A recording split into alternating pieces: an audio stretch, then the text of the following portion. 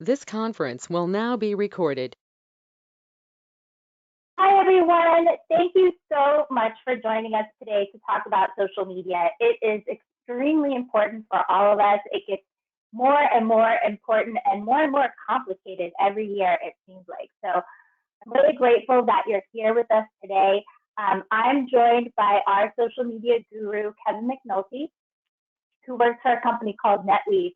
And he manages all of the CAF headquarters social media channels, as well as several other units. So his insight is phenomenal because he's not just looking at it from a headquarters perspective, but he also works with a lot of units, and he's done this for a number of years. So thank you, Kevin, for joining us today. And we are so grateful that you've come to help us out and kind of demystify social media for some of us. Why don't you tell us a little bit factually why social media is important today? So social media has just grown explosively over the last 10 years. We started NetWeave back in 2009, so we're going on now our 12th year, and the changes that have happened in that time have just been phenomenal.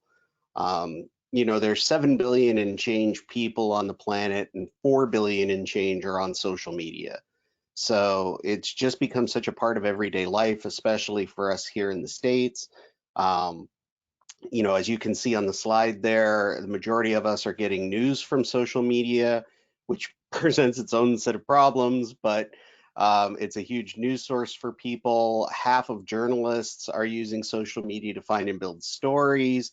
And almost everyone who uses the internet has at least one social media account. And we'll dive in a second into which platforms are biggest and where people are. But just to give you a sense of the scale of this, 2/3 of everybody in the US has a Facebook account. It's just become an unavoidable way of communicating. And for folks who are trying to promote a brand like we are and like units are, it is now a necessary part of doing business. Right. And it's definitely necessary for the commemorative Air Force. We've seen units grow exponentially into the social media world. And so today we're going to talk about a couple of things. Obviously, we're not going to get to everything, but today we're going to talk about the different platforms that are available to units. That would be Twitter, Facebook, YouTube. Those are the platforms. What are some posting do's? What are some things that we should always try and do when you're posting? What are some things that you shouldn't do? It happens to all of us at some point, but here we can learn about what we shouldn't do. Some tips for engagement, which is, of course, the point of social media. So those tips are going to be really helpful. A little bit about crisis communication. We have another presentation later on that's going to be just about crisis communication, but we'll talk about it a little bit here because it's also a very important component of social media to know how to handle that in a crisis. We'll also talk about managing some issues from, what do you do if you have someone who's hacked your Facebook account? Or what do you do if you have someone who continues to post negative comments all the time? What are your options? We'll talk about advertising a little bit. Social media is an excellent, inexpensive way to advertise, but I wouldn't say it's easy. So that actually is helpful to talk about that too. And then we'll do a little Q&A. Well, this video is going to be recorded, but we'll be able to, when we show the video, answer some questions or frequently asked questions we'll address a little bit later on. Okay, so the first thing we want to dive into is which platform works. Really, it should say which platform works for what, because they all work for the things that they're good at. And so we're going to talk a little bit about what kinds of consumers are on which platforms and what kinds of things each platform is good at. What you see there, and I know it's a little bit of an eye chart, but anybody who wants a slide deck, it'll be available so you can blow it up and spend your time looking at this. But these are just some of the largest social media platforms that are out there right now. And when you look at each one kind of has a sweet spot demographically. are they good for professionals or consumers? Are they mostly males or females? What age bracket? And so each one of these has kind of a breakdown of where their sweet spot is. And when I say that sweet spot, those age brackets are where half of the users sit. So, it's not to say that on LinkedIn, you're not going to find people under 25 or over 55, but you're going to find the majority of users are going to be between 25 and 55. And LinkedIn is actually a great platform for connecting with professionals. And so while you may not have thought about putting it in your mix, it's a great way to reach corporate partners, sponsors, folks like that you might not have thought about connecting with socially. So that's a platform that you might consider. You're probably not on right now, but it might be something that you could do. A lot of units are looking for ways to connect with younger audiences.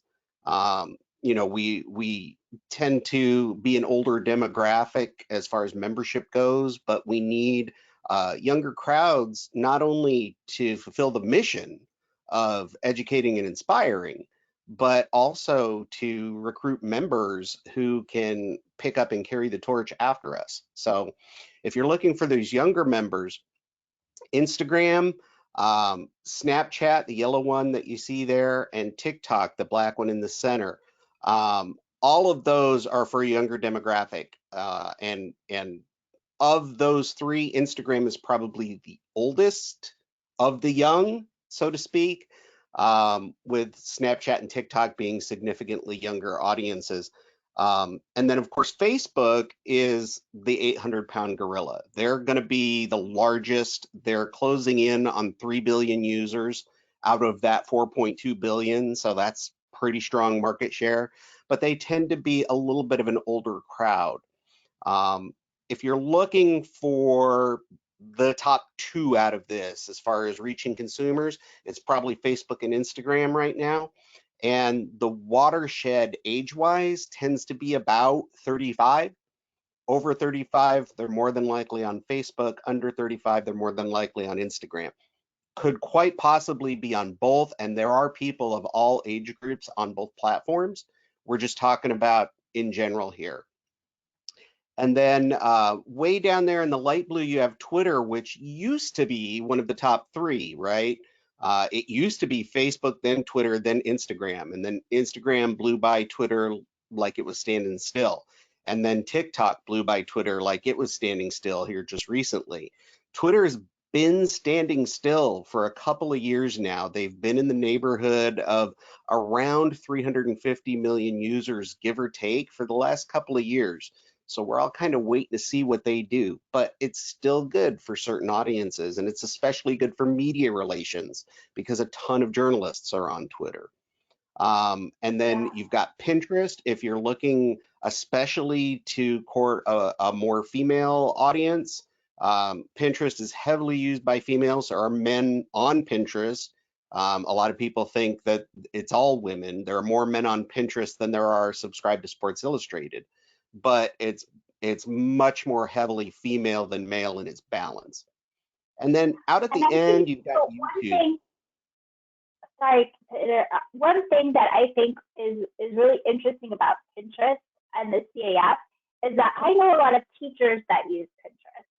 So, that's one of the ways that, since education is becoming more and more important to us, the only time I really do a lot of Pinterest stuff for the CAF is if we have curriculum or, when we have Rise Above programs, things like that. Those do very well on Pinterest. So it seems like an outlier for us, but I think it has its, each one of these seems to have their use.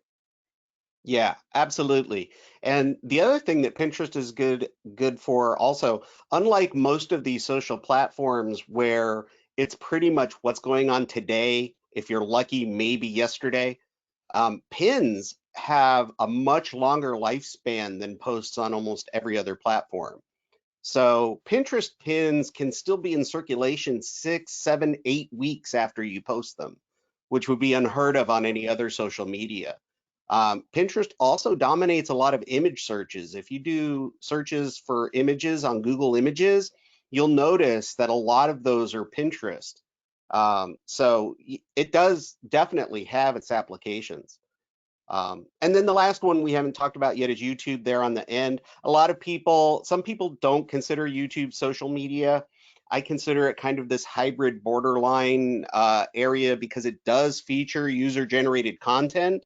You do have the ability to share and comment, but it's not as social as some of the other platforms on here. But the interesting thing about YouTube is just its dominance when it comes to video. More people now consume video on YouTube than they do on television. And that may seem wild to some folks out there, but it's absolutely true. So, YouTube video is an inescapable way to get your videos discovered and watched. And it's a real good opportunity for a lot of units. And in fact, when we talk about advertising later, one of the most overlooked advertising opportunities on social media is YouTube ads. So there's a lot of potential in YouTube as well, although it does take some specific effort.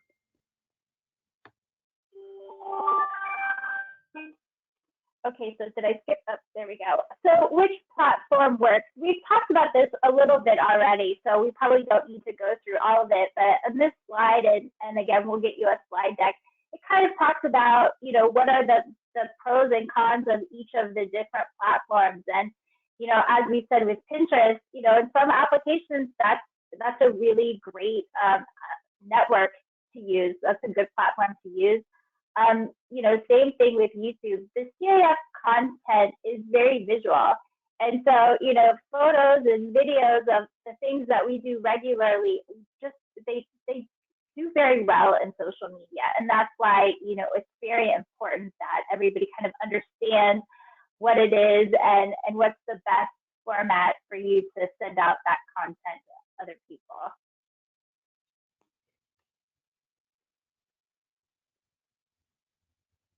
So this slide is kind of more of the same. We're talking about which of the different platforms are better for videos, which ones are better for live situations, which ones are good for events. And so you can kind of look at this chart and think, okay, where's the best place for me to put this story or video or image? And that way you have all of these tools at your fingertips. Yeah, and this slide here just it puts out a little bit of information about what the best format is for your images or videos for the different platforms. And here, is the typical big three: Facebook, Twitter, Instagram. This information changes all the time. It could change between the time we recorded this and the time you watch it. So, it's something that you really need to keep up on. But the important thing here to note is that on Facebook, images display differently even between desktop and mobile. And so on mobile, an image that's kind of portrait style will take up more screen real estate, and so that's great. But on desktop, it shows squished with color bars on the side because on desktop, it's showing square images. So maybe on Facebook, you want to stick to square since it works in both places. Twitter will crop every image when it goes into the news feed. It crops it 1:2, so it's twice as wide as it is high. If you haven't considered that and you're posting square images to Twitter, it might be cutting it off in a weird place and it might not look good in the news feed. Instagram is much more vertical. And so it's looking for images of a specific size or aspect ratio. The real idea here is not to be locked into what's on here, but just to be aware of how different each platform is. And if you're going to produce content on different platforms, you want to make sure that it's optimized for the platform you're publishing on. You don't want to just shotgun the same thing onto every platform. Yeah, I think it's a good time to bring up the point too, where, when it talks about the sizes of the posts, what those platforms are looking for is really nice images. So if you're continually taking really fuzzy pictures, people aren't going to want to look at it, and therefore the platform isn't going to want to promote it. So it's really important to look at the images that you're posting it, and maybe you need to change the settings on the camera so that they're not such small photos. A lot of times if you can quickly text a photo, it's going to be too small to really post it in a lot of the places. I see that especially with video that's taken on cell phones a lot. You know, the video looks great on your cell phone, but when you go and watch it on your computer at home via Facebook, it's kind of pixely and grainy. So, you know, you don't have to, I think, be a graphic designer to understand, you know, each and every little aspect of it, but just in general, you want to be adding really bright, clear content whenever you're posting anything.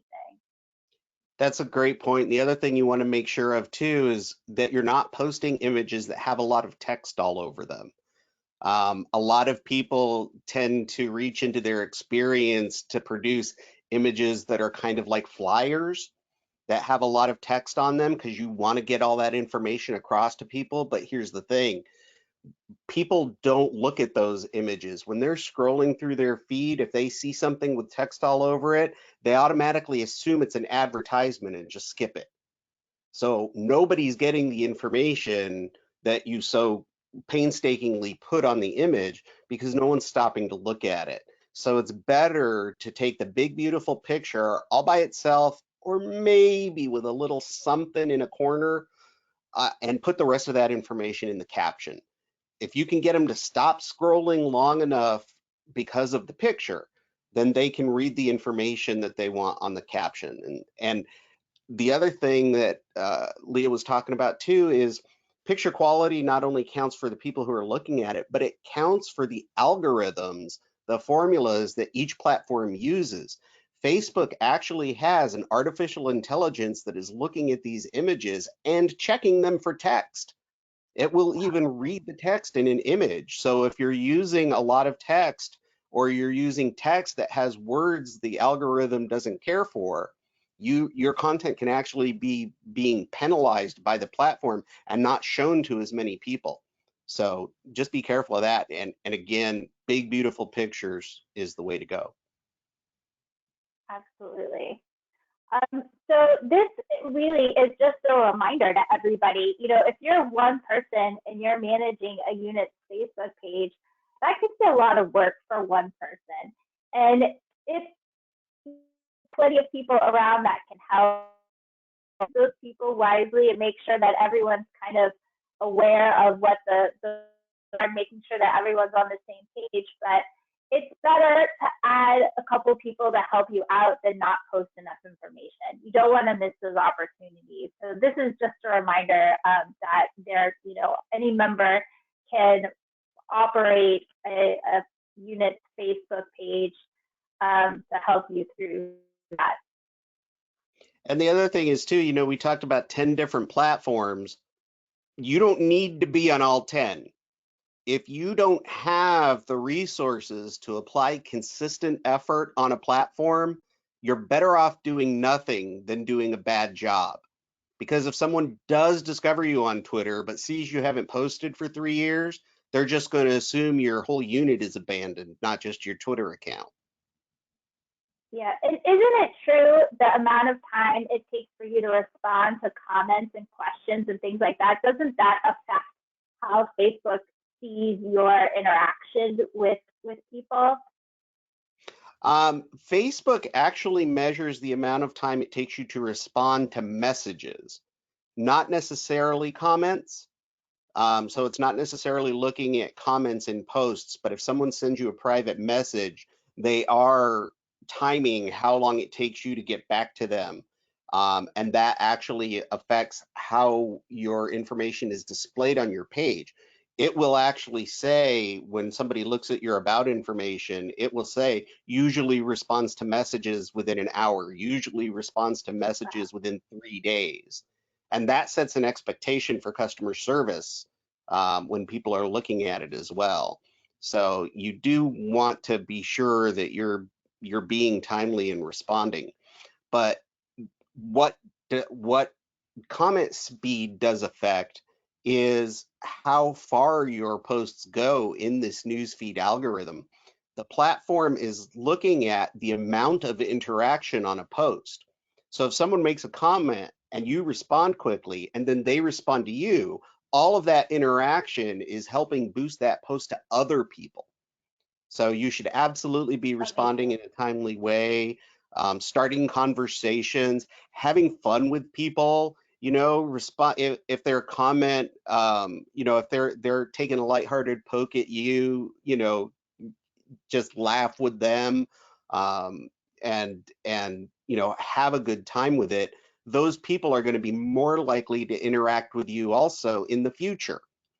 So you're more likely to get a comment on your next post and your next post if you're interacting with them on this post. So what you're saying is social media is in essence social. Yes, the emphasis should be on social, not on media. That makes sense. So let's talk about some things that you can post on your CAF social.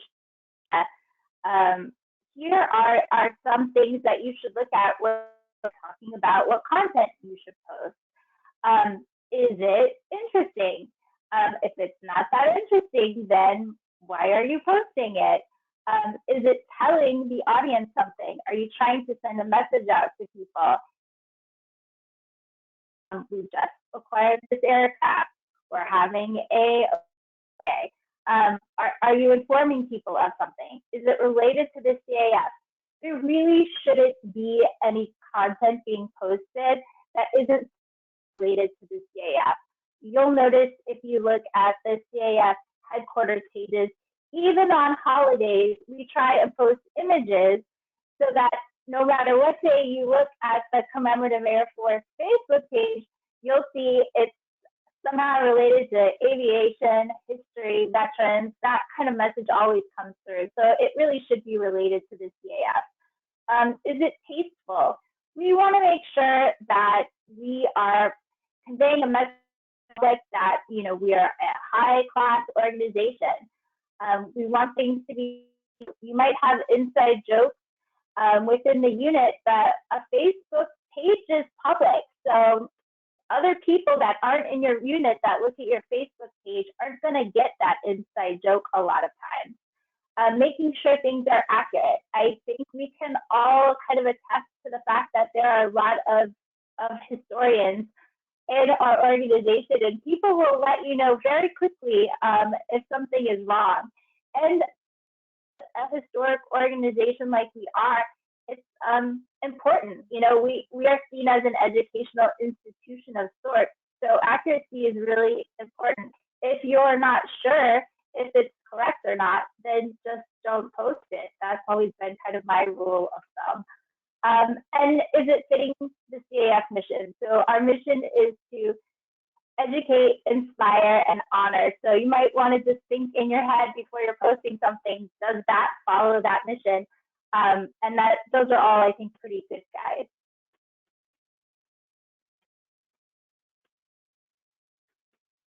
Yeah, one of the mnemonics we use when we do these workshops for folks at NetWeave is we tell people to remember to be an emu, right? Make it either educational or entertaining, that's your E, motivational or useful. If your content isn't one of those three things, then really the audience isn't going to get any value out of it. And the hardest thing to get over if you're new to social media as a business communication channel is that what you want to say is absolutely irrelevant. It's what the audience wants to hear, because they can click the little X and never hear from you again if they don't want to. So if you're not providing your audience value, they're going to go elsewhere.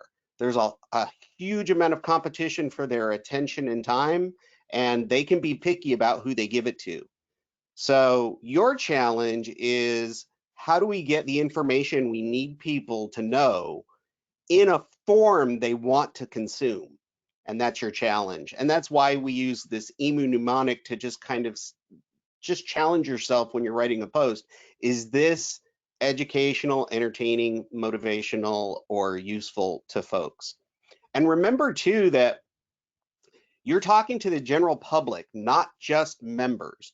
And there are things that we do every day as members in this organization that seem old hat to us, that are the coolest thing in the world to people who don't get to do it every day. So tell those stories, because it may seem old hat to you that you get to go wipe a rag on a warbird, but man, people would give their eye teeth to do that. And so you have the opportunity to not only show them that point of view and to show them that kind of behind the scenes stuff, but tell them the story of how they can do it too. You may be recruiting a member. So, don't lose sight of what the general public would find entertaining, educational, motivational, or useful.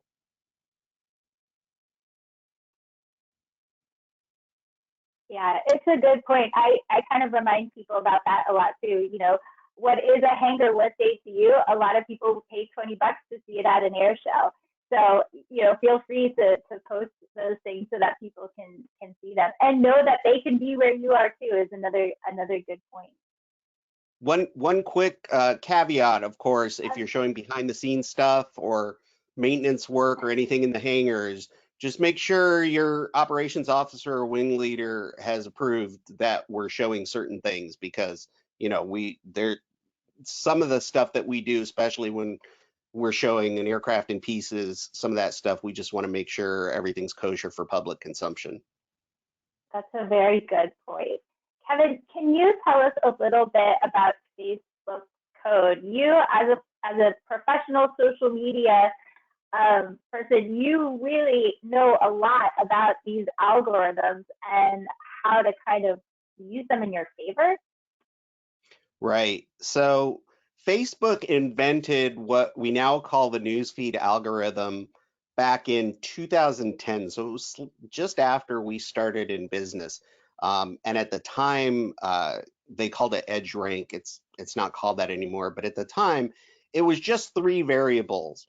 It just looked at how old the post was, what kind of a post it was, and how much a user interacted with that page. And then using those factors, it decided what it was going to put in front of people in their newsfeed. That has since grown to a formula with 1,000 different variables. Now artificial intelligence gets involved, and it really is a complex formula. But essentially what it does is it matches content with users. So if a user consumes more video than anything else, it will prioritize posts that include video. If this person looks at photos more than other things, it will prioritize that. But it will also prioritize based on how much does this person interact with this page? How much does this person's friends interact with this page? How fast is this post getting comments, likes, and shares? Is it hot? If you get 100 comments in 10 hours versus 100 comments in 10 minutes, Facebook is going to move you to the front of the line. And it does this to such an extent that the average Facebook user logging in once a day could see up to about 1,500 different posts in their news feed. Facebook picks 50. So that's quite a bit of gatekeeping. And Facebook is not the only one who does it anymore. Facebook introduced it, but now every one of these services that we're talking about, these platforms, has some sort of algorithmic feed. Some of them are more sophisticated than others. Some of them emphasize different variables, but they all have algorithmic feeds. If you try to worry about how the algorithm works and how you can quote unquote trick it, it's always going to be an arms race to you, right? Because as soon as we get one thing figured out, Facebook will change it, and then we'll have to figure it out again.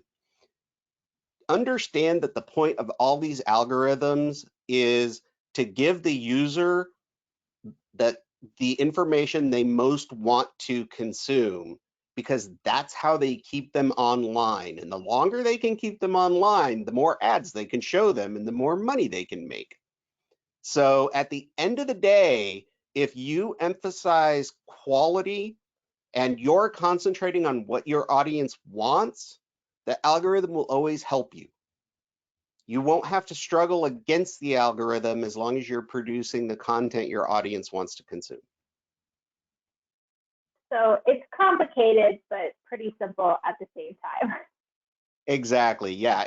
If you want to look under the hood, you don't have to understand how the engine works to drive the car. Right. So here are some great ideas for tour posts and or for Facebook or Twitter, whatever post. Tour schedules are key. That's probably one of the main questions that we get at headquarters is this airplane going to be in my backyard? That's what the public really, really wants to know. So it's great to keep people posted where you are as you're on the road, let people know ahead of time where you're going to be, whether that's, using an event page through Facebook, however you're going to do it. That really helps everybody out as if you let the people know where you're going to be. Aircraft images obviously do very well, especially those, behind the scenes pictures of sitting in the navigator seat, or maybe, what does it look like if you're looking down at Bombay? And that's where you can really be creative about those images. You don't have to be a professional photographer. Obviously, the glamour air-to-air shots do well, but so do the interesting shots that you can only get if you're there. Unit events, also really good to promote unit events through social media. Photos of members. I like photos of members because I think it reminds people that, it's not just about the airplanes. It's really about the people that are passionate about maintaining the airplane. So I really enjoy having those photos show up in the Facebook feed, showing people interacting with each other, interacting with children, interacting with families, veterans. I really appreciate those, and I think people like seeing them too. Mission and action, it's kind of the same thing. What are our programs? What are we doing? What are our events? Those are all really great images to show up, and they'll show up elsewhere too. I mean, I look at Facebook all the time and pull images for other things like the website or the magazine. Maintenance updates. I've noticed units doing this more lately, is posting the maintenance updates. And I didn't realize until recently there are people that are not members that really follow those updates. In some cases, I saw even a guy had his own T6, and so he was following one of the CAF units maintaining the airplane and the restoration of the project because he was trying to get the information himself. I've also noticed that in some of these maintenance updates to say, we need help with this, or we're looking for this part. Sometimes someone sees it and knows somebody, and all of a sudden you end up getting that part or what you need. Restoration updates, same thing, especially the really rare restoration projects that you are working on it. And it doesn't even have to be aircraft. If your unit is restoring a vehicle or some kind of artifact, weapon, whatever it might be, I think everyone's pretty interested in those. And I think it speaks to how important preservation is to our organization as well. Historic dates also, I see this a lot, and people really enjoy it. I think some people really just follow some of the pages because they do such a great job kind of encapsulating these stories and these, periods of history that are fascinating. And then veteran profiles. Obviously, that's a heartfelt post that people like to read, and I think it's just a really good reminder that that's really what this organization is about. It's about the people who served and who built aircraft and who flew them and who maintained them and who protected our country and our freedom at a very pivotal moment in history.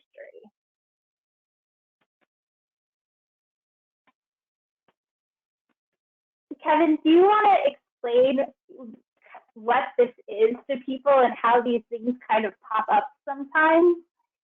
Sure.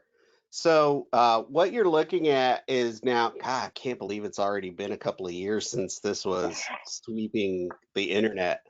But every once in a while, you'll find on social media, and sometimes it's on just one platform, or sometimes it's kind of a broad concept. But you'll find these challenges or trends that hit the internet.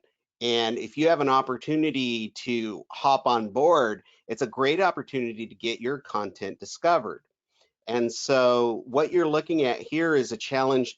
I want to say it was originally done by a European Air Force unit. No, it might have been a Southeast Asian Air Force unit. It might have been Thailand. I can't remember now who started it. But what they did was they arranged all their resources, including crew members who you can see laying on the ground there. And they presented it like it was a toy set, like a model with all the parts. And people loved that so much, it just started a wave of people doing this. A recent example of this is you may have seen hashtag Cockpit View Challenge. That's one that was just hitting a couple of weeks ago. Everybody was posting their favorite pictures from the cockpit, of the cockpit. Um, we even did one where we took a picture of the control panel that we had, and we're like, we're not sure we understood the assignment, and people loved it. It got discovered because of the hashtag. New audience came. They loved the sense of humor. They engaged with the unit. They started following the page. So if you can catch one of these trends at just the right spot, it can really blow up for you. And Airbase Georgia did a great job on this, catching this trend. I mean, it's an impressive picture, regardless, but it was and it was at the right time. It was just as this was peaking. Sometimes you get to the party late and the popularity is already waned, and then you look like you're trying to pile on at that point because the momentum has kind of died. But if you can catch these trends at the right time, it's a great way to get yourself shared and discovered.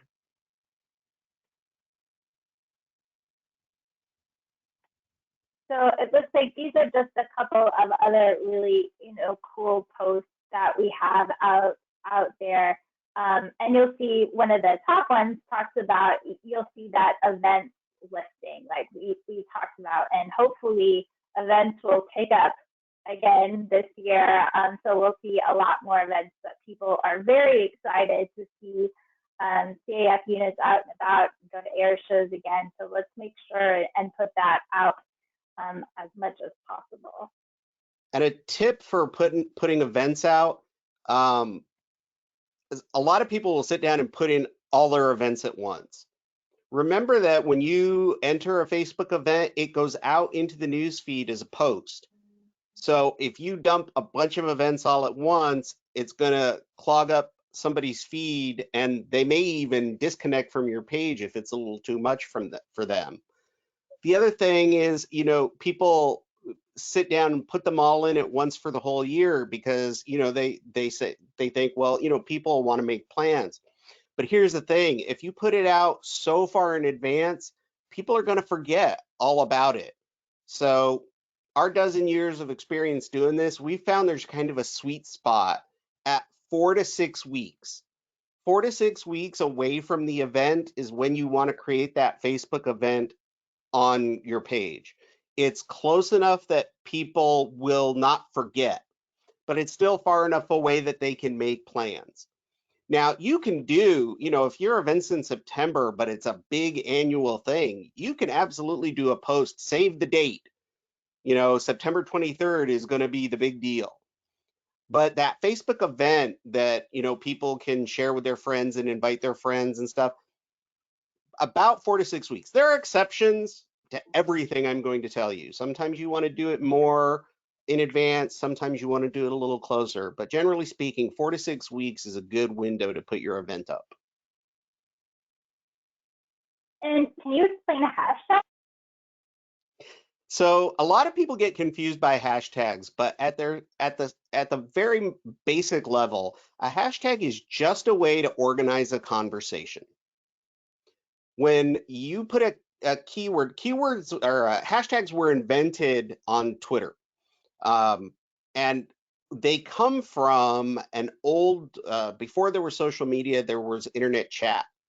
And there was a convention in internet chat rooms to put a hashtag with a topic so that people could run searches and find everything relating to that topic. And the reason for the hash sign or the pound sign is that there's no naturally occurring words that start with hashtag. So we know if we're searching for a hashtag, we know it was intentionally put there to label a conversation relating to a topic. So that's where it comes from. And when you use them on social media, what happens is whatever platform you're on, whether it be Facebook or Instagram or Twitter, it will make that word, hash word, where whatever that might be, could be hashtag cockpit view challenge. It will take every occurrence of that and assemble them into a list so that if you click the hashtag, it will show you all the posts that include that hashtag. So ultimately, it's just a way to organize a conversation. There's two main uses for it. One is to get your stuff discovered. You want to use a popular hashtag that a lot of other people are using so that new people will find your content. Hashtag Cockpit View Challenge is a great example. Hashtag Throwback Thursday. Those are things that are widely used on the internet, and somebody may just be clicking on that and looking through the posts in that topic because the topic interests them and you get discovered. The other general use for hashtags is to uniquely brand an event as your own. We do hashtag WOD for Wings Over Dallas, and we may put a year on there if we want to organize posts about the Arsenal of Democracy flyover, hashtag World War II flyover. So that way we can get people who are interested in our activity event topic to organize their post. If you're using it for this reason, you really need to emphasize to folks, this is going to be the official hashtag for this event or whatever. Please share your pictures with the hashtag. Please ask your questions with the hashtag. You need to get other people to use it, because if nobody else is using your hashtag, it's not going to do you any good, right? Hashtags have to be something more than one person uses. Either you're using one a bunch of other people have in order to get discovered, or you're trying to get a bunch of people to use your hashtag to organize and brand your event. So what are some of the CAF hashtags? So hashtags really, they even vary by platform. So on Facebook, we don't tend to use hashtags very often. And when we do, we only use maybe one or two. We do hashtag Trivia Tuesday. Every Tuesday, we have a trivia question where people can win a gift card to the gift store. We have hashtag Throwback Thursday we use frequently, hashtag Fighter Friday a lot of times, hashtag Museum Monday. If your unit has a museum and you want to show off your collection, that's a good time to do that. So there are a lot of these alliterative day of the week tags, but there are also kind of internet cultural tags. So really where you use the most hashtags is on Instagram. Instagram is a culture of hashtags. In fact, we have study after study that shows that posts with 10 to 12 hashtags tend to get the most engagement. And then it kind of tapers off after that. So fewer than that, not as good. More than that, not as good. But 10 to 12 is the sweet spot. So we'll use several hashtags on an Instagram post. Some people will take their Instagram post and also publish it to Facebook. 10 to 12 hashtags in a Facebook post scares and frightens the Facebook users. Okay? So it doesn't play the same on Facebook as it would on Instagram. And on Instagram, there are whole communities that have hashtags. So there's a hashtag ramp life for aircraft out on the ramp. There's hashtag avgeek for people who are aviation geeks like us. Hashtag warbird. There's a hashtag for your type of aircraft, whatever type of aircraft it is, there's a hashtag for it. In fact, it's a hashtag Boeing, hashtag B-17, hashtag Flying Fortress. So, you know, and it's a matter of knowing your community, knowing your audience, and the hashtags that they use. There are actually tools out there too that if you put in a couple of hashtags that have worked for you, it will suggest other popular hashtags in the same vein. So the hashtags themselves could be a whole class, but it's really just more knowing what your audience is after on what platform. On Twitter, where they were invented, you usually expect to use 1 or 2 or maybe 3 because on Twitter you have a character limit, so you can't put that many. So you just pick the 1 or 2 most relevant. And on Facebook, like I said, just 1, maybe 2 most relevant ones. And we often try to work them into a conversation too. You know, we'll say this week's hashtag Trivia Tuesday question is all about the L5 or, whatever it is. That sounds good. So there you go. There's a whole other avenue. So we talked in the beginning about the algorithm and how important engagement is. And so when we say engagement, what we're really talking about is your interaction with people. And one of the ways that you can do that pretty easily is in your post, you can ask a question. People feel compelled to answer a question, especially if they think they know the answer. So, in your post, if you're asking a question, as soon as people answer, you're automatically getting some engagement there. Also, a call to act. I think that is probably something that we don't do enough of. Is in every instance we really want a call to action. So it's great to post a picture of members working on an airplane. The call to action would be, you can do this too. Find out how you can be a member. If you're posting a video about, doing some work on the engine of a B-25, your action could be, hey, can you help us out? We would love to get your donation to help us put oil in this engine once we fix it. And tagging others. That's another way to get some engagement. I often recommend to units to really get to know their neighbors and the community.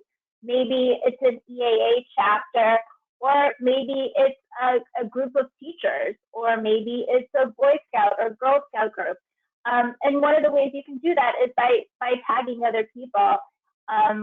There's a really large air show in Houston called Wings Over Houston, and there are so many organizations that are involved in putting that show on. Everything from Rotary to ROTC. And so we do a lot of tagging to give them credit, but also to engage their audience in addition to our air show audience. Also sharing with others.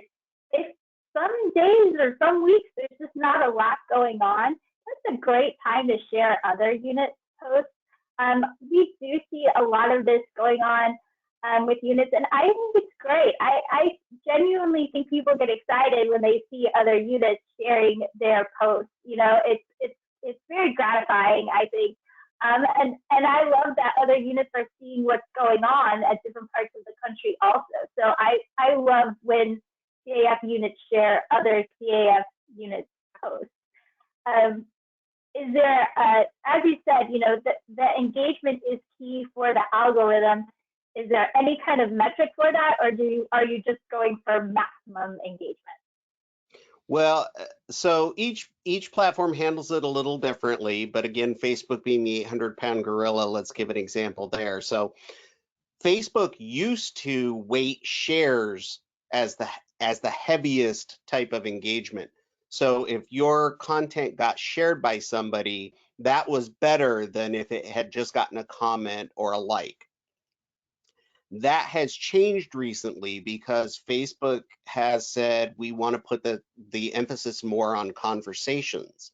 So now comments are the most heavily weighted type of interaction. And engagement is a huge part of the algorithm. So engagement is crucial. If people are not talking back or reacting to your posts, they're not seeing them. Questions are a great way to do this. I'll give you a great example. We had a beautiful user-generated content, UGC we call it. We had a beautiful picture somebody took of Fifi, and it was in black and white. We shared it on the page. We could have just said, check out this beautiful picture taken by John Doe. But instead, we said, check out this beautiful picture taken by John Doe. Do you think Fifi looks better in black and white or color? Blew up. It was easy to play along and everyone had an opinion and the comments just went off the charts. So, that's a great way to engage people. Asking questions is you'll find that on the pages that we run, the units that we do, and on HQ, there's almost always a question in there somewhere. It's the exception rather than the rule when we don't ask a question. And even if we're not asking a question, we're at least giving them an engagement prompt. We might just be congratulating somebody. Houston Wing, one of the members, got their PPL. So we said, join us in congratulating, just so that people would comment with congratulations. Not just saying we're so proud of our member for getting their PPL, but join us in congratulating. Come, play with us, engage. And it makes a huge difference. Activate your members too, because how much engagement and how fast you get it matters in the algorithm. So if you have your members kind of seeding the tip jar by putting a couple of bucks in there when it's empty, right? So when they see a post go up, have them like it and comment on it. That will make more people overall see the post. So, you don't really care so much about maybe the members, because the members already know what's going on, but they can help. And if they have friends who'd be interested, tell them to share your content, right? Activate your membership to kind of help promote your page. That's a really good point. And the same thing goes for headquarters too. If you liking, sharing, making comments on our posts just helps everybody out. So one thing that I can't say enough is how important it is to let headquarters know about what's going on with your unit. I counted earlier today, and in a quick search found 50 just CAF Facebook pages, not groups, just pages, and that was a very quick search. So there's a lot of units out there, and there's a lot of things going on. If you're doing something that's notable, if something is happening, if you have a success story, we really want to know about it. Our job at headquarters from a marketing standpoint is to market what you're doing out in the field, what you're participating in, what kind of interactions you are having. And we just can't know everything that's going on at the same time. So please never, ever, ever hesitate to reach out to us and say, we're having this event, or it's this veteran's birthday party and we're throwing them a birthday party in the hangar, or we're about to get this aircraft flying again. That's a really big one. And that's something that news media will follow. Just to know that an airplane is going back into the air again. And the more notice we have, the better. So please don't hesitate. The emails are right here on the slide, but you know how to get a hold of us. Just let us know so we can help promote what it is that you guys are doing. All right, so we talked about the good stuff, and now we're going to talk a little bit about the bad stuff, which happens to everybody. So let's talk a little bit about what you can't post. Bad ideas for CAF posts, inside jokes. As we said before, you might have an inside joke, but on a public page, not everybody's going to get that inside joke. And it kind of makes people feel excluded if they don't get it. It makes them feel like, well, maybe this isn't for me. Unit issues. Even though it seems like a really easy way to get the word out, posting things on the page is not a good place to put unit issues out in the open. Anything I think from, somebody lost this thing in a museum. I'm trying to think of examples here. We're having a runoff election. That type of stuff isn't really for the public. That's really for, a group or a newsletter or something within the unit. Accident info, obviously, that's something that you really, really don't want to post on your page, even if it's a minor accident, even if it's somebody else's accident or incident.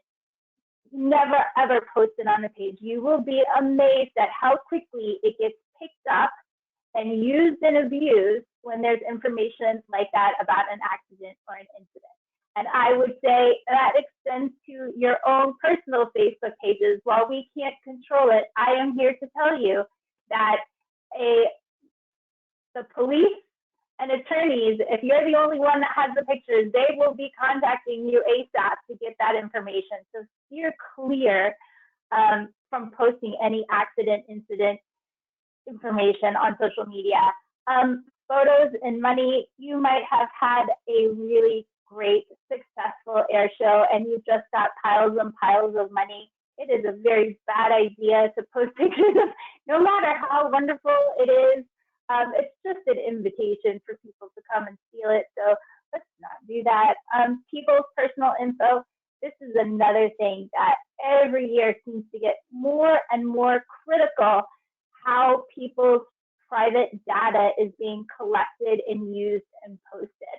So an example of people's personal info might be their driver's license, the license plate to their car. I'm trying to think of other things here. Children, in a sense, can be, people's personal info. One thing that I see a lot that is kind of, you don't think about it, but it's true, is a lot of units print a newsletter and then they put it into a PDF and then they post that PDF on the website.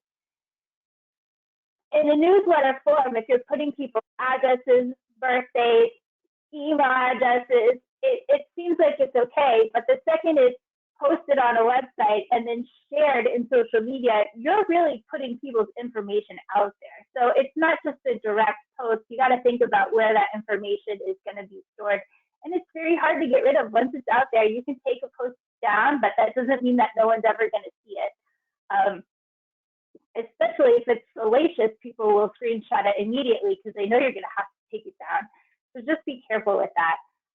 Any kind of incident or accident, and again, we're going to talk about crisis communication in depth in another presentation, but you should be talking to headquarters about any kind of messages that are going out about an accident or an incident. That's messaging that we need to be in lockstep working with you on to make sure that we are saying what we are legally and ethically allowed to say to the public. Disparaging statements about someone or other organizations. This is something that also fits into that accident incident arena. If another organization has an accident, even if it's not the CAF, it reflects on the CAF, and how we behave and handle that, especially in social media and publicly, is a major reflection of who we are as an organization. And we are not an organization that gets ahead by pushing other people down. A high tide rises all boats, and we're not in to elbow other people out of the arena. It's best if we're all working together. And that counts too for members of the unit. You know, you don't want to talk about maybe they're an old unit leader. This is not the place to be talking about that, is on your Facebook page or on Twitter or anything like that. Speculative information, if you don't know, don't post. Like I said, it's really hard, even if you delete something, for it really to be truly deleted. So if you're not sure about something, don't put it out there. Wait and get the facts. It's always a good idea, especially when, you know, at an event. It's probably one of the prime examples of you're posting stuff about what's happening and everything's moving so fast, and you don't, if you're not quite sure about the information, it's best not to post. An example I can think of for that is, you know, the weather is bad. You might not have an air show, or it might be delayed. If you post that it's canceled and they're really just delaying it, well, then you really put something out there that you don't want to be out there. So that's an example of that. If you don't know for sure, don't post it. And also anything that's religious, political, racist, sexist, it doesn't have anything to do with the CAF mission. You know, we're a nonprofit organization, and obviously there are rules associated with that tax status, but also none of that has anything to do with our mission to educate, inspire, and honor. It has no place in any messaging that we've put out there. So when you look at it that way, it's clear to see that it's not a good idea to put anything like that. And if you're not sure, that's what we're here to help you with. If you're not sure if this is the right thing, if it's kind of edgy, if you should post it or not, we're here to help say yes or no. So that's always available to you. I know it's a long list, but it's a really try to get everybody out of trouble list, right? We actually internally here at NetWeave, you know, we have a whole team of people working for clients doing this sort of thing, and we actually have a rule internally. We look at a post and we think, is there any possible way this could be misconstrued, right? By somebody who's ignorant, or worse yet, malicious, right? So our kind of internal rule is, if we look at a post and we're like, maybe I should run that by somebody, then we don't post it. We don't even bother running it by the other person. If it occurred to us that it might not be okay, we just post something else. There's plenty of other things we can post. Yeah, I generally use that statement a lot also. You know, if you're calling me to find out if it's a good idea, you know it's probably not. You know, it's pretty easy indicator, but still good to check. But yeah, it's you never know how things are going to be taken and perceived by people, and there's enough time that happens by accident that you certainly don't want to do it on purpose, right? If you can help it. So here's another thing that, you know, again, these are not just our rules, some of them are laws, and as the CAF gets bigger, this is definitely something that we need to be aware of, which is using copyrighted or trademarked material without permission can cause some pretty major issues. And, you know, a lot of people believe that if they can find it on Google, it's fair to use. A lot of people think if they, you know, picked up a piece of music, if they could download it from the internet, that is free to use. But that's not the case. More often than not, it's not the case. So it pays to use your own content that you created from within your group, because then you know you can use it. But even these old, you know, black and white and historic photos may have been digitized and may be owned by another museum or another organization. And correct me if I'm wrong, Kevin, but a lot of them have kind of an electronic tag system built within the image so that they don't even have to see it. They have computers looking for it already. Could you maybe explain a little bit what that's about? Getty Images in particular, is in our example here, they have an entire team of people who spend all day long suing other people who are using their images. So when you see that Getty Images tag on something, they have a computer system that is constantly scanning the internet for occurrences of their photos. And if they find one, it doesn't even have to have that Getty Images tag on it. It just has to be in their collection, and it's matching. This happened to one of our clients. They used a picture on a blog, not knowing that it was a Getty image, and Getty Image said, "Hello, that'll be, $300, please."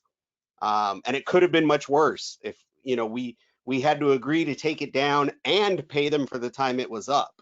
And if we hadn't done that and we had gone to court, it could have been $30,000.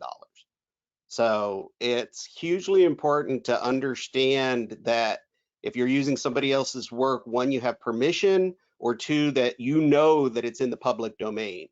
We're fortunate in that most World War II imagery is in the public domain now because it's so old. So there is plenty of stuff you can use. You don't have to push a bad position. So it's really important to be using stuff that you either specifically have permission for. User-generated content is great. You got lots of people take pictures of your airplanes. Just ask them. You find one on the internet, just say, hey, can we share this sometime on our Facebook page? Most people will say, absolutely, I'd be honored. That's where we get a lot of our stuff. You'll see when you'll see photo credits. I'll put the little camera icon and the name of the person that took the picture. And that's all people want. They just want credit. And so that's what we do. Every once in a while, we'll find somebody who says, no, I charge for my images and I'd really prefer you pay. We say, okay, well, thank you then. And we don't use it. But it's really important to make sure that you either have permission or know you have the right, because either you did it yourself or you know clearly that it's something that's in the public domain. Yeah, and I find too, especially if you find something to use on Facebook, it takes, a second or two to say, hey, this is really awesome. Can I use this picture? And a lot of times they'll say, well, actually, I took, 200 pictures that day. If you want, I'll send you a link to all these other pictures I took. That happens, quite a bit, which is fabulous. That situation is pretty awesome. Also, in addition to these images, music too is something that can cause issues. I know that a lot of times when you are using an editor, especially like a free editor on the computer or on your phone, you have the ability to add music to it, but that's really just for your own personal use. So once you start putting it on a page, which is in a business sense, which is commercial, it's different, and it will kick back and say you don't have permission to use that. What happens in that situation, Kevin, if you're uploading a video and you don't have permission to use the music? Most platforms now will just mute the video, so it will just play with no sound. Sometimes it will take down your video. And on platforms like YouTube, if you get 3 copyright complaints, they'll deactivate your account. 3 strikes and you're out. So again, it's important to know that you have cleared. There are plenty of places with free music, royalty-free music that you can download and use. So, I know you want to use the popular song that's your favorite because it really fits. But it even varies by platform too. On TikTok, they have tons of music that you can put with videos that they've made deals with publishers. But you share that same video that was perfectly fine on TikTok because TikTok gave you the music. You share it to Instagram, it gets taken down for copyright because Instagram doesn't have the same deal that TikTok does. So yeah, it can be really problematic to be using. And that's something that electronically gets scanned too. They have software that actually can see the profile of the song, and all the major copyright holders are constantly scanning for inappropriate uses of their material on popular platforms. So yeah, you really need to make sure that it's something that you have permission for, and that and even if you have permission from the copyright holder, sometimes it'll still get flagged if it's copyrighted material, and you'll have to appeal and show the proof that you have permission to use it. You even have to be careful to a certain extent about what they call incidental use. So maybe you're at an air show and you're taking video of an air show act, and that air show act is using music. Well, the air show act has what's called a public performance license. They're allowed to play that music during their routine, but you do not have an internet broadcast license to post that music online. So you even have to be careful about things like that. So it copyright law is probably the most complicated law there is. Um, and so it's always best to err on the side of caution. I agree. So here is an example of, it was a post that was made, and it was a perfect storm of the situation where it was bad timing that this post was done. This picture was taken, and the way that it was flying at the time was fine. They were not violating anything, but they posted this picture on their Facebook page very close to when the accident happened with another B-17. So people took it at the time as being very, disrespectful and insensitive. And while it wasn't intended that way, it certainly came off to a lot of people that way. So we pulled down the post that was made and thought, okay, it caused a big stir, but we deleted it. It's done. Well, lo and behold, somebody had taken a screenshot of that post before it was taken down, and what you're seeing now is it was printed in a magazine. So the post was printed in a magazine even though we took it down. So this is a glaring example of, if you're not super careful, what can happen.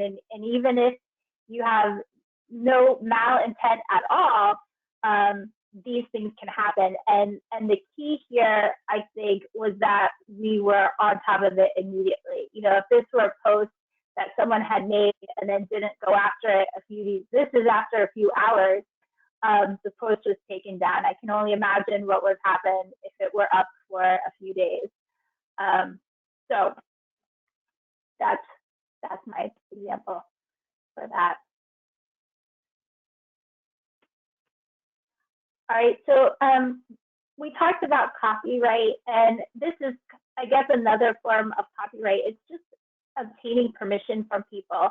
Again, similar to copyright, privacy just seems to be one of those laws that's just continually changing, and it's really hard to get a hold of exactly what you need to do.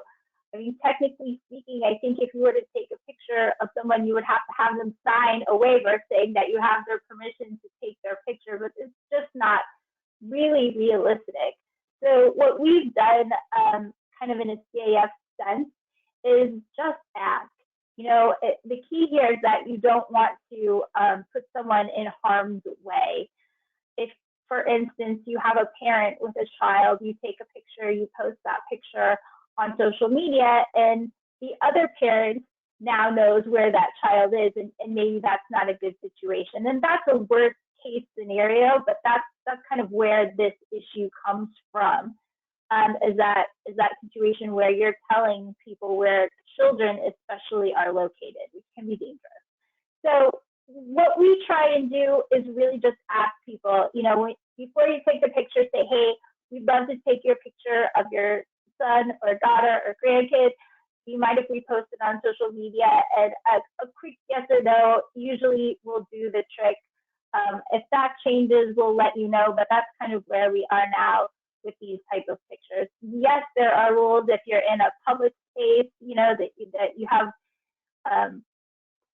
you're free and clear to take pictures of people. It all just kind of depends, and it actually depends by state, which makes it even more confusing. So my rule of thumb is just, if you're taking pictures of kids, ask their parents if it's okay, and if they say yes, go for it.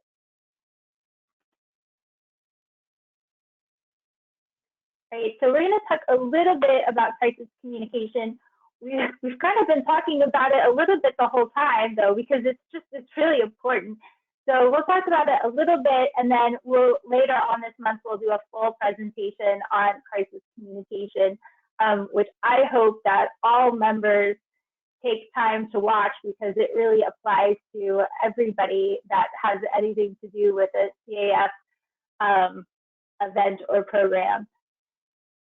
A crisis for this, how we're defining a crisis in this sense would be a major incident, an aircraft incident where there's a death, a loss of property, fire, inclement weather. For instance, a tornado hit our hangar, as an example, a national tragedy, something that,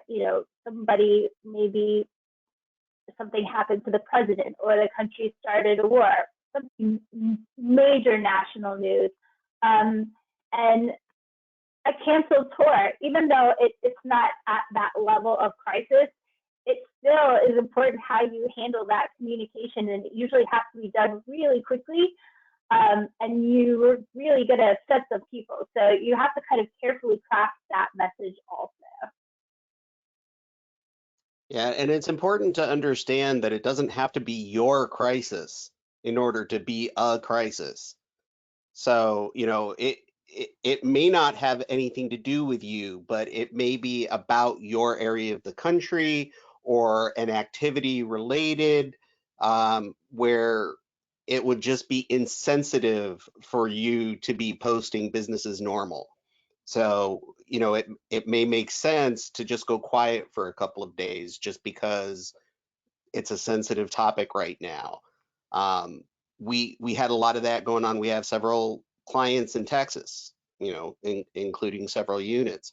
So when the cold weather first hit, we could be a little bit lighthearted about it. But as time went on and it got serious and people were dying and without power, it wasn't funny anymore, right? So we got this wonderful whimsical picture of a snowman somebody had made with a little CAF shirt on it. We would have loved to use it, but at that point, that would have been incredibly tone deaf, and so we never did post it.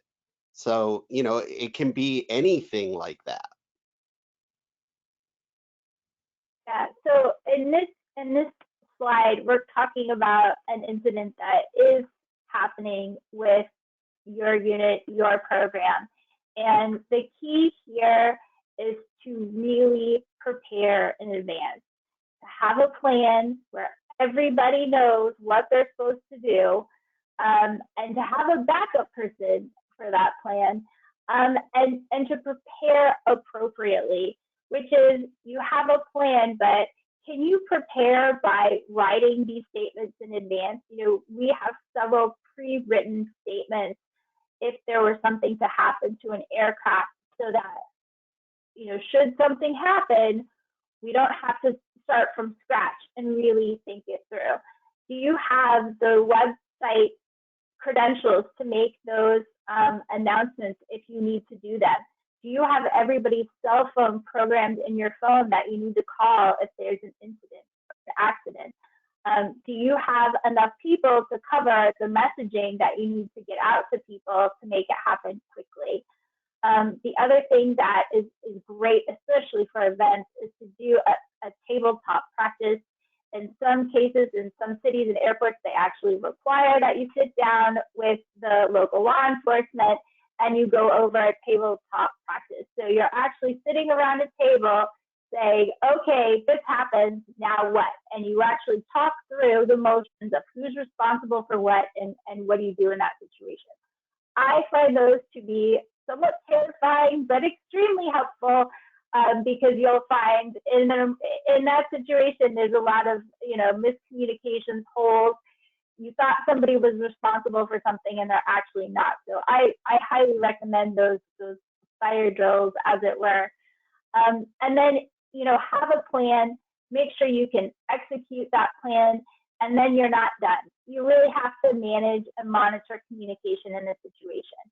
From a CAF perspective, the second there's an incident, when you call someone from operations, I'm going to be keyed in immediately. And that happens if it's a CAF aircraft or not. You know, we're always on top of these types of incidents as quickly as possible, because they could say it's another organization's aircraft, but it's actually one of ours.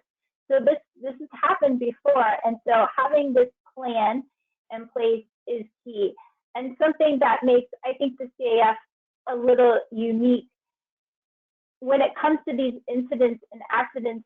These are our friends that are involved in this a lot of times, and these are aircraft that we care very, very much about. So these incidents, accidents, and situations are really hard to manage while you're trying to have a clear head to put together what are you going to say. So again, you know, you really aren't in the right headspace to start from scratch and say, okay, what do we do now? It's much better to plan in advance. You will definitely, you're not going to hurt anything by doing it that way, and I promise you it will pay off should you ever need to use that. And that practice step is important. You know, a lot of us in the organization, we're in the service, and what did we always say? You fight like you train, right? So having those practice sessions is an important part of the entire step. We do social media for Lakeland Linder Airport here in Florida, where they have Sun and Fun every year. And 3 times a year, my phone rings, and it's somebody from the airport saying, this is a drill. An aircraft has come down 2 miles short of runway 927. Lakeland Linder police and fire are responding. Comments will be forwarded to the command post. And then this is a drill. And then I have to come up with a statement that we would put out on social media for them and email it back to them so that they know what our response time was, what we would actually propose to say, and where we would put it out. And so we're part of their tabletop drill that they do 3 times a year. And it's important to include your social media in that. Yeah, absolutely. So this slide is about what we were talking about before, a non-CAF emergency, which can be just as critical to the CAF depending on the situation. So one of the first things that you should just think to do is to go dark, which means don't speculate, don't automatically start spouting out what happened. It's not me, you know, this is who you need to contact. Just take a minute and go dark and get your head together and think about what's the best course of action for the situation. This is even something resist the temptation to do the thoughts and prayers thing. A lot of people want to say, you know, our thoughts and prayers are with the family of so and so suffered a tragedy today, etc. Look, everybody's thoughts and prayers are with them. Okay. At best, it associates your brand with a very negative event. At worst, it looks like you're trying to take advantage of this catastrophe in order to get some free publicity. There's really no way to win. Just go dark and stay quiet. If you're not involved in it, stay out of it. Yeah, that's a good point. If your unit is large enough that you've got things scheduled to go out, maybe you have emails through Constant Contact or MailChimp that you have scheduled to go out. Maybe you are very advanced and you have this, you know, you have posts scheduled for, you know, to go out the whole week. Don't forget to pause those messages. You know, I've seen this happen before, and you probably have too, where you get an apology email after someone forgot to pause the email. So something major happened, and then this, you know, cheesy email comes along, and it just seems, as Kevin said, tone deaf, you know, like they don't care, and really somebody just probably forgot to pause the communication. So that's another thing to remember, that you got to do that too. If you're not sure what to say, don't say anything. Sometimes you do have to say something. More often than not, you don't. So if you're really not sure what to say, obviously call us. We're here to help you figure out what you need to say and if you need to say something, but don't feel forced to make a statement immediately if you do not know what to say, because it could hurt you more than do good. So again, to send equity messages, think about how long it's going to take before you can start, going and posting things again. As Kevin mentioned, recently in Texas, it was a good solid week where, people were kind of embroiled in this weather situation, and nothing else seemed or was important at the time, and anybody who posted things at that time, it came off as being pretty insensitive. Happens more often than not, New Orleans, they had hurricane after hurricane after hurricane this year, and they were having to stop communicating for a while, every time, just to make sure, okay, are things kind of going back to relative normal now? Can we resume operations? And as Kevin said before, he's kind of the master at this, I believe, is, when is it appropriate to make a sympathy post, and what do you say? At what point do you want to acknowledge somebody of importance who has passed away that is related to the organization, in a way that doesn't look like, hey, I'm trying to get some of the limelight, as it were, from what has happened. So here's another thing that we all had to deal with this a lot, and especially lately. It seems like with the pandemic going on, people had extra time to be online and just run amok. So managing comments. Kevin, you do this day in and day out, and I'm so grateful for you to do this. You want to tell people a little bit about how to manage those comments and what you're kind of looking to do, looking out for? Sure. Well, so again, every platform is different in how they handle these sorts of things. On Twitter, everybody owns their own content, and there's nothing you can do if they mention you and say something bad. But Facebook actually has kind of the deepest controls when it comes to this, which is good because it's the biggest platform, the one most units are on. There's actually a setting in your page settings. You may never have found it before. You may never have even looked in your page settings, but there's actually something called comment moderation. You can put a list of words in there that if any of those words happen in a comment or a visitor post, that comment or post will get hidden automatically, and you then get the option of deciding if it goes public or stays hidden. When a comment is hidden, the person who wrote it and their friends can still see it, but the general public cannot. And so sometimes hiding a comment is the best way to go because it doesn't antagonize that person by deleting it, because they would know if they went there and their comment was gone that you deleted it, and that might make the situation even worse. So sometimes hiding it is the best way to go. They feel like they got it off their chest, the general public isn't seeing it, etc. Those moderation list words can automatically do that for you so that you're in the position then of deciding what gets seen instead of what gets hidden. And so we have a standard list that we use. Leah showed you a little bit of it. It's either hilarious or extremely offensive, depending on what kind of person you are, but it's every swear word we could think of. It's every religious slur we could think of, every political thing we could think of, and it goes on and on. So we load that up on every page that we run. I'd be happy to send you a copy of it if you want to use it. But we're looking there for keywords. So in addition to that standard list, we also on CAF pages put words like crash, burn, accident, death, fatality, expensive. We'll even put things like sometimes we'll put the word, like if we have a restaurant client, we'll put sick. Now, sick can be used in a positive way too, right? Because it's modern slang to say, man, that was so sick. But I'd rather have that hidden and have the chance to make it visible than the other way around if it were something negative. One example is on that list that we use is the word gay.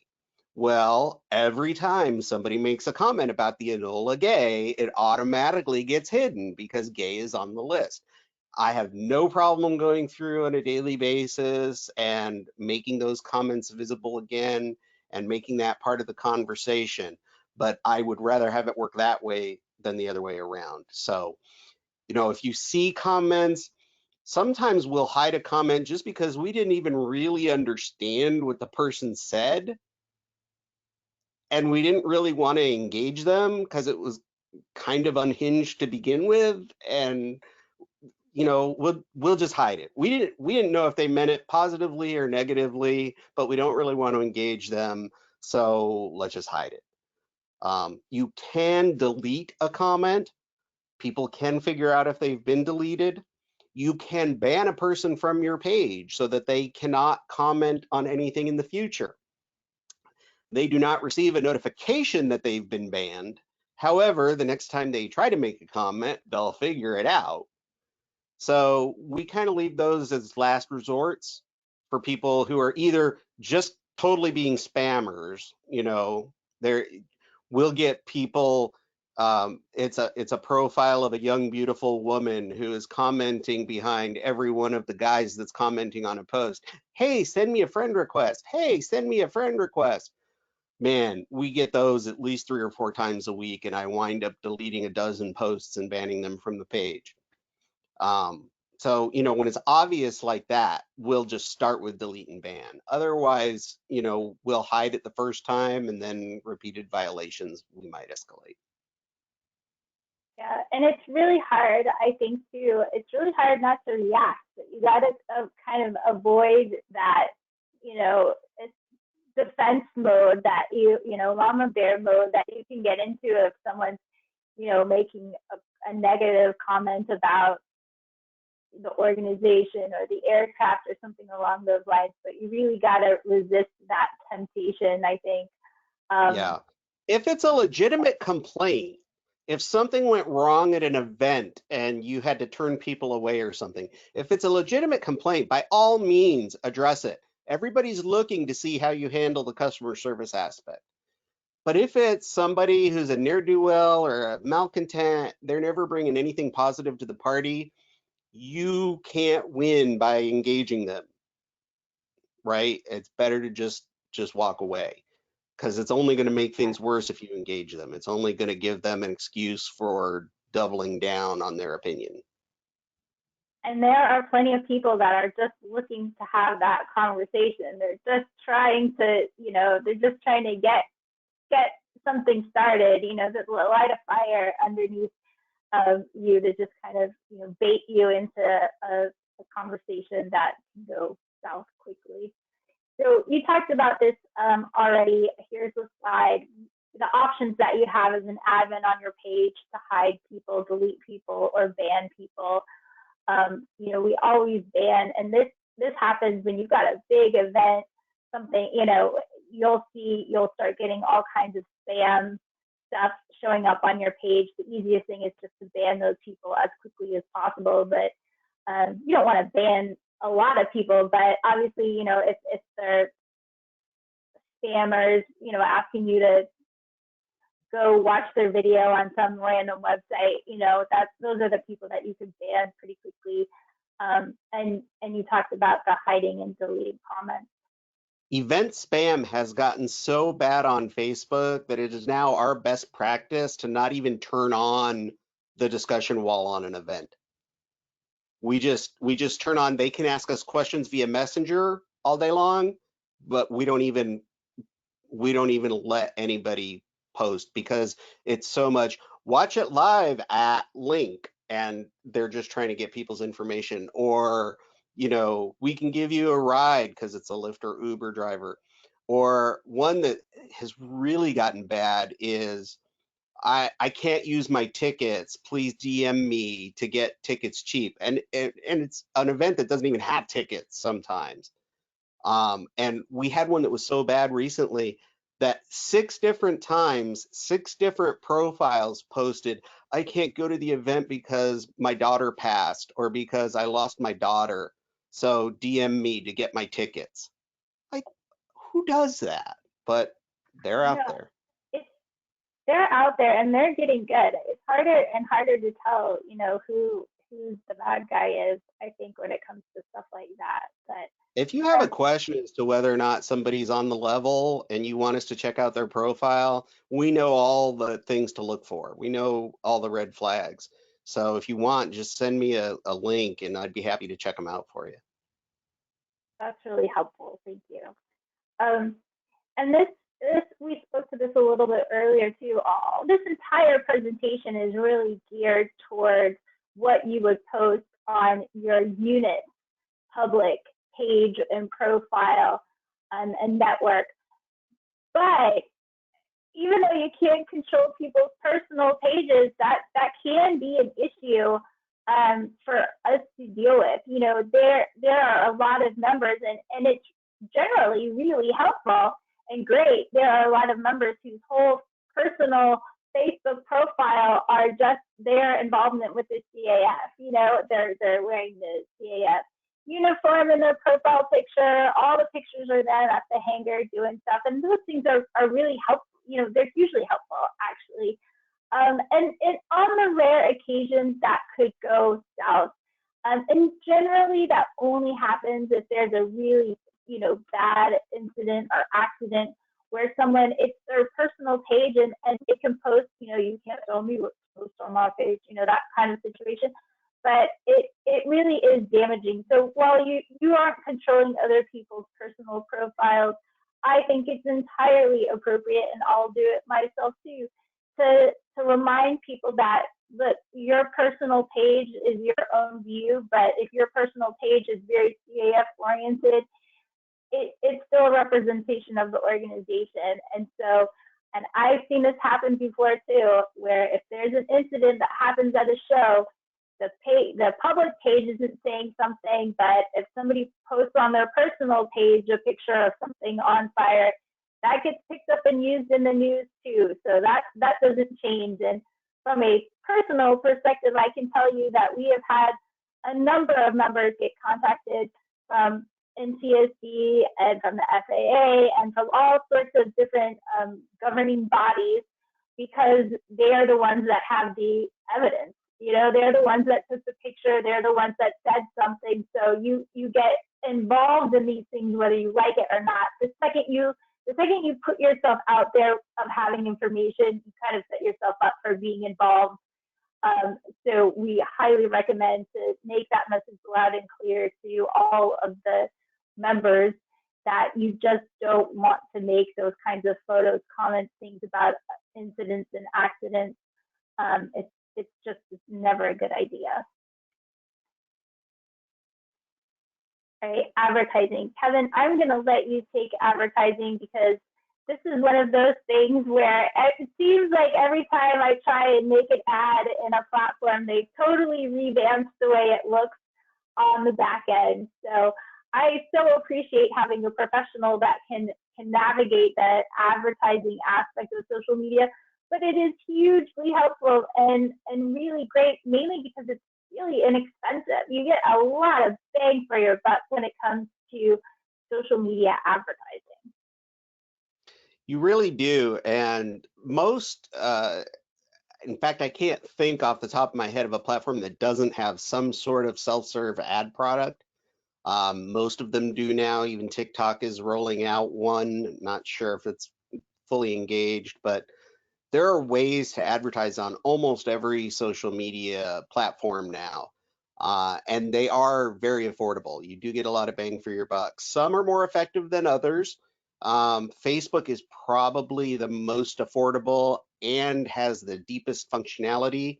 Facebook and Google really, they're roughly equivalent in the depth and breadth of their advertising products. And Google, by the way, owns YouTube, so YouTube advertising falls under them. Excuse me. So they're probably the most affordable and most versatile, but you know, you can advertise anywhere. In fact, when you order ads through the Facebook ad manager, Facebook also owns Instagram. So those ads can also be running on Instagram at the same time. So just one order covers both platforms.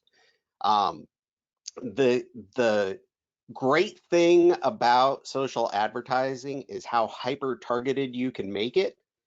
And the really, really hard thing about social advertising is how hyper targeted you can make it. It is, you can really just shut down and not know what to do because there's so many choices. And so it can be overwhelming to try to walk through the product, but the key to success is in knowing your audience and making the ad as relevant as possible to that audience.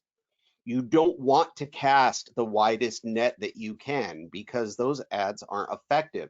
The most effective ad is an ad that shows up in their news feed that looks like a post and looks like a post they would already be interested in. That's the most effective ad. So if it makes a good post, it makes a good ad. If it wouldn't make a good post, it's a bad ad. You need to come up with something else. And you need to make it as hyper targeted as you can. You may have several aspects to, let's say, an event, right? You may have aircraft, you may have a car show, you may have live music, and you might have food. Well, you don't want one ad that tries to cover the aircraft, the cars, the music, and the food. You want 4 ads. One that's targeted to people who have an interest in aviation, one that has people who are interested in cars, one for people who are foodies, one for people who enjoy live music. That's going to be much more effective than one ad that tries to hit all 4 of those groups. So getting it as hyper targeted to people as possible, and that really comes down to knowing your audience and really going through all of the aspects of the ad in the ad manager, because you have tons of choices you can make. You can pick a gender, you can pick a geographic area, you can pick an age band, you can pick detailed interests, and you can get the interests down to people who like this and this, but not this. I mean, it can really get in the weeds, but the more of that you do and the more targeted you make it, the better. For tour stops, what we typically do, we'll go within a 50-mile radius of the airport that we're stopping at, and we'll look for people who are interested in both aviation and history. And if that crowd is still big enough, then we'll start to narrow it down by top 50% of zip codes by income.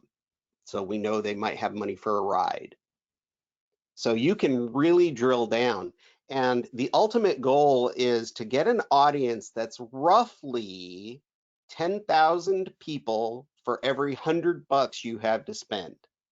That's kind of the rule of thumb that we use.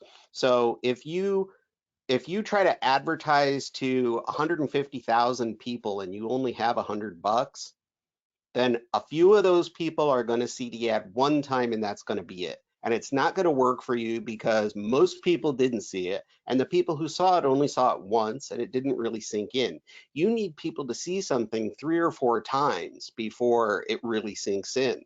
And so we find that ratio of 10,000 people for every $100 usually works out so that everybody sees the ad, everybody in the group sees the ad about 3 or 4 times. Now, like I said, there are exceptions to everything I tell you, but that generally holds up. And so we actually will get, if you only have $100 for an ad, we'll actually get the audience smaller and smaller and smaller. We may even take it from 50 miles down to 10 miles until we have 10,000 people. I'm not going to try to advertise to 1 million people with $100. It's not going to work. So that's kind of what we look at. Look for co-op partners. Look for event sponsors, other units that may be taking part, maybe the car club if you're having a car show also. Look for other people who are willing to pitch in with you on advertising. That can be a great way to extend the bang for your buck. If you're looking for younger audience, Snapchat Geofilters can be a great way to get on that platform without having to worry about having a Snapchat account. What those do is if somebody does use Snapchat in this area that you specify on a map, they'll get a little picture frame they can use that has your event or your unit logo, and they can add it to their picture and send it out to their friends and advertise for you. That can be a great way to reach that younger audience if that's an important group for you. So, all of these platforms have various ways you can do that. And again, what makes a good post makes a good ad. If it looks like an ad, people are going to skip it. So Facebook used to just flat out tell you if your image is more than 20% text, we won't even show it as an ad. It's going to be denied. Now they've recently changed that.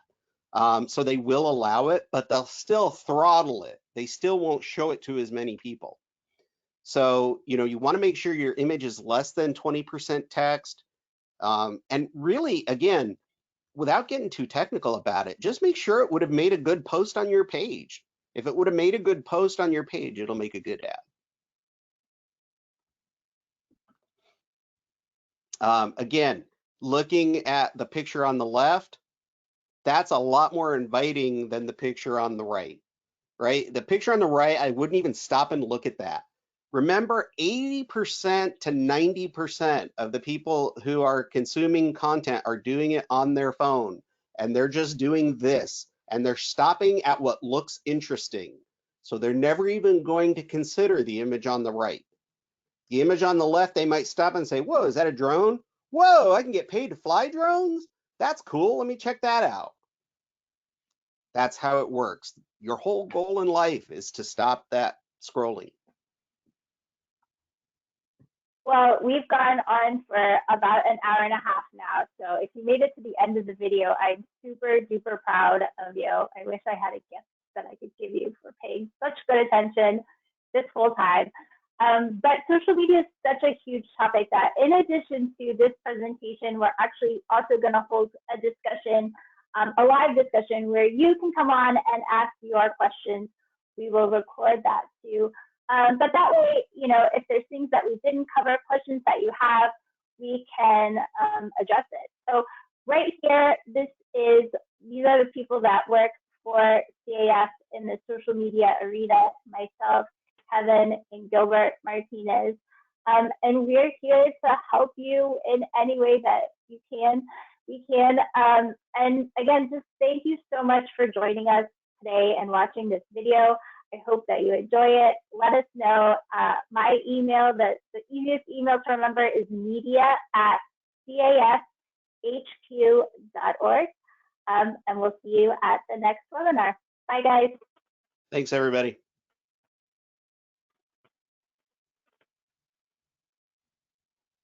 Okay. Okay, we're still recording though. No, I hit it's on recording. Okay. It still says in my menu bar that we're recording. Might have to just check the end and clip it off. All right. Well, then, in that case, I'm going to close it, and then we'll start another one. Okay. Do you want to do the visual one today too, or? So we're going on 2 hours, so I don't mind. I can do it, but it's getting towards 5 here. Why don't I do this? I will email you the credentials, and then you can record it at whenever you want to. I think I put down that we're posting it on Monday or Tuesday, so I'll look at that again. But you don't need me for it, but I'll give you the credentials so that it's still on this. Okay. Yeah, if I have any trouble figuring it out, I'll let you know. But I'll go on and I'll get it done by Monday morning. Okay, sounds good. Okay, great. Thank you. Thanks. Talk to you soon. Bye.